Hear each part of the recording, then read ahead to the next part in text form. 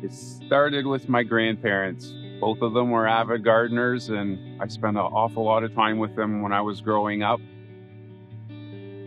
40 years later, I'm still gardening myself.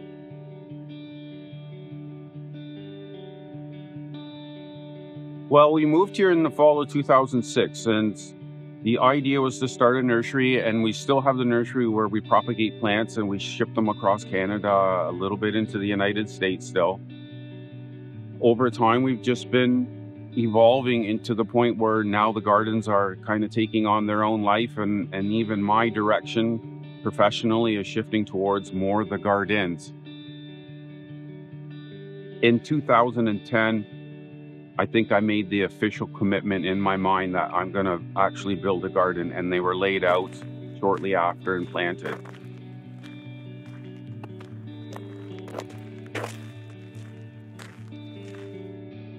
I think first and foremost, when you're in the gardens, you're going to notice that you're really in a very natural environment now. Yes, we do have a lot of plants that may not be native to Canada, but there's a lot of native, particularly Carolinian species that we've put here.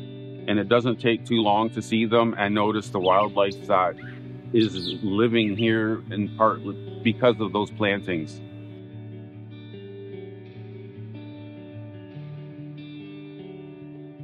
Well, I think the biggest thing that the gardens offer is those peonies. This is the largest collection of peonies in North America. It's probably within the number 2 or 3 collection in the world. Approximately at the moment, we have about 1,200 different varieties and species and hybrids in the gardens, and they're all donated to the gardens.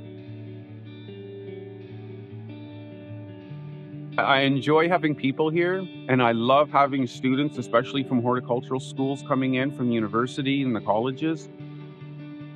It's nice to see younger people getting into the trade and into this particular field, because it is still a lot of work. It might look all pretty and everything, and you are in a nice environment to work in, outdoors especially, but you have to take the good with the bad, and they're long hours, and plants are living entities as well, and they need care 7 days a week. You just don't go away for 2 weeks, and it's just sort of how that works in the green industry.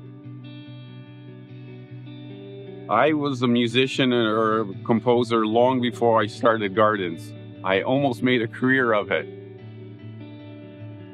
My travels through Europe in particular, I noticed that there's this real assimilation with arts and gardens together. It could be performing arts of anything, whether it was dance or singing. I've been trying to marry these two elements for a few years. I think I've done it. When it comes to writing music now for the fountains, I specifically write a piece of music to make sure that that water will do something interesting. I love the outdoors the most, and I love plants. I'm Darren Heimbecker, and I'm the owner and creator of Whistling Gardens.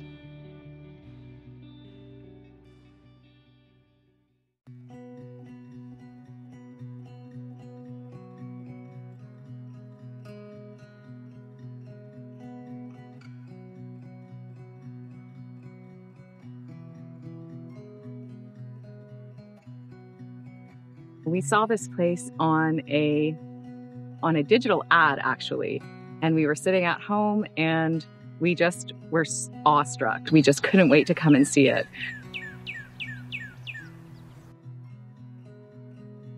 I remember the lavender was fully in bloom, so we picked a good day to come and see it.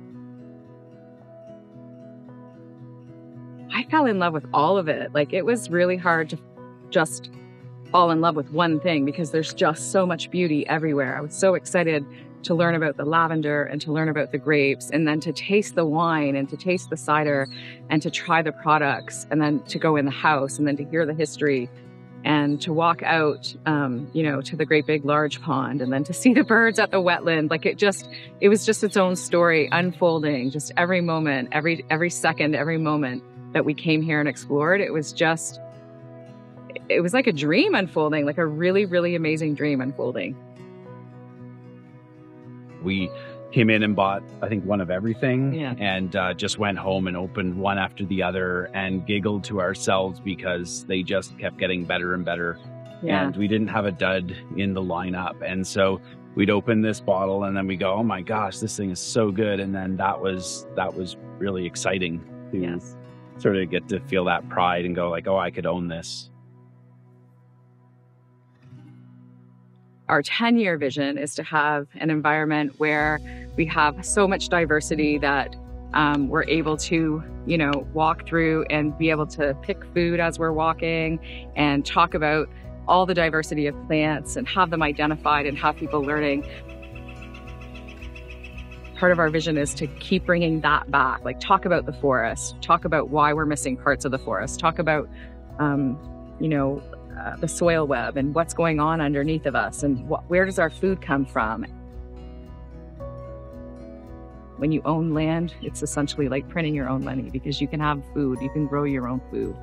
And we're really excited about that. And I think the vision that we want to bring back is that anybody that has any backyard can grow food, right? So you don't have to have a massive property to be able to have your own food resources.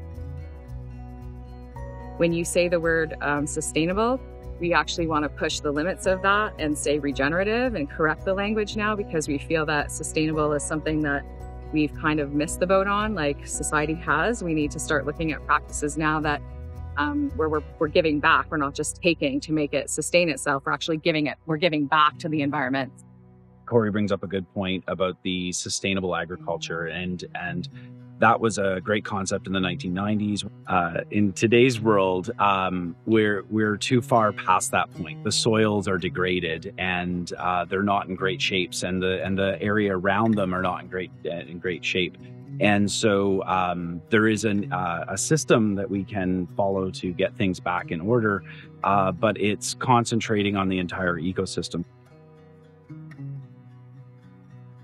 By coming in so late, like by coming in now into farming, we can stop and look at what the best practice is and see how we should take care of the land and what is the right thing to do. And in learning all the best practices, we're able to find a few things that sort of came in over and over again. Diversity, right? Diversity of not just the birds around here, but the insects that are around here. And we know this is how it works, right? If you get a pest that comes in and there's no other pests in that area, they can just take off because there's nothing to compete with them. And then you need the predators to take them down, and then that needs more predators, and that's how the systems work. And when we look at the best practice of agriculture and how forests work and how ecosystems work, we see that there's this interdependence play of not just the insects and the birds that eat them, but the other things that, live on the ground or in the ground, like the bacteria and the fungi and the nematodes and the worms and all the little critters that are happening down there are all part of it. This is taking care of the soil instead of focusing on just the yield of the plants. We focus on building a healthy soil that's going to grow the grapes for years and years.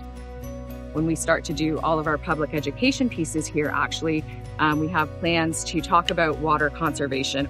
We have plans to talk about the bees and the Carolinian climate that we have here and educate people about that and why it's important and how agriculture has actually impacted the livelihood of some of the critters that we need to do our pollination. We feel that we have a large role to play in helping the community understand better, more sustainable food practices. What does that look like? B, how do we, move away from some of these old ideas? I'm Corey Curtis. I'm Howard Crocker. And we're the owners of Bonnieheath.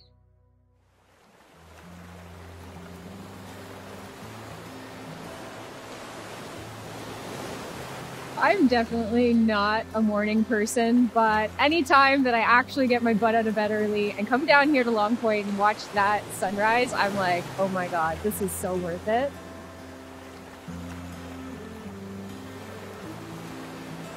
It is so beautiful, and there's nothing like it at all. This place is magical. There's something about the energy here, being by the water, having such an expansive view, it feels like you're on the ocean. You can just see for so long. And especially this early in the morning, there's nobody else here. So you kind of have the whole place to yourself. That Lake Erie, that lake effect coming across your face early in the morning, it's just such a great, fresh feeling. And the warmth of the sun as it starts to come up, it just warms you from the inside out. Lots of people only think you can come to Long Point Beach in the summer, but I actually think it's the best in the fall. Putting on that scarf, you just have the fall feeling, and you're the only person here. It's just amazing to see nobody around for miles and miles, and it's just you, the sand, the water, the air. I'm Jess, and I absolutely love exploring the outdoors. We are in a very unique habitat here. We are actually in the northernmost reach for certain tree species, and then we also get the northern species here, such as pines and spruce, which creates a very mosaic ecosystem. We also have the beach area and our dunes ecosystems. Our dune ecosystems are very fragile. They're those little spits of grass that come out as you walk along the sand, and anything can come along and disturb them. So we have a good restoration program going on right now that helps keep people off that area and keeps those grass and those fragile little ecosystem looked after.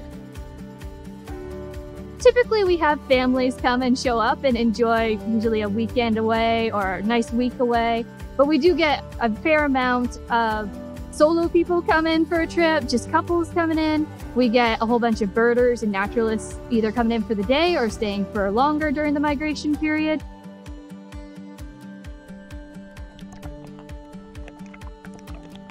We hope that everyone that comes through here will get a nice, good education on this amazing place here, which is unlike anything else in the world, really. And we hope that everyone will follow our leave no trace policy, leaving only footprints, taking only pictures, and enjoying this amazing habitat here at Long Point. My name is Christina Sims. I am part of the Long Point Provincial Park staff here, and I just love this amazing place here where you can see things that are seen nowhere else in the world.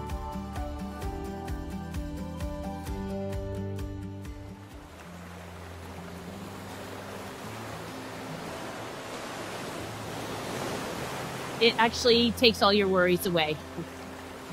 Just open mind and open thought to just look into the water and along the sunset.